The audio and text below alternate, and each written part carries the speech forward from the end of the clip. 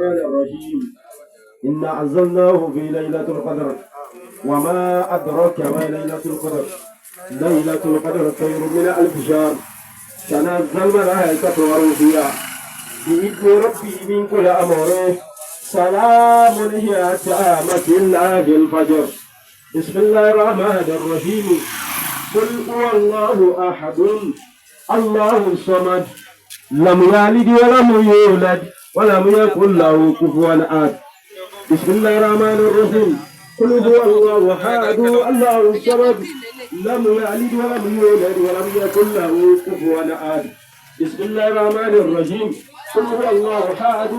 الله الصمد لم يلد ولم يولد ولم يكن له كفوا أحد التحيات لله الزاكيات لله الطيبات الصلوات لله السلام عليك أيها النبي ورحمة الله وبركاته السلام عليك وعلى عباد الله الصالحين آمين. هذا قال به ما طلع على بركة àtẹ̀lé láti kọ̀ọ̀kan náà sí nínú àti iná pẹ̀sájà kan ọlọ́run àtàwọn ọmọ àti gbogbo ẹ̀ tó wá ọlọ́run kó fi báwa náà dùn ọlọ́run kó fi ṣègbè báwa náà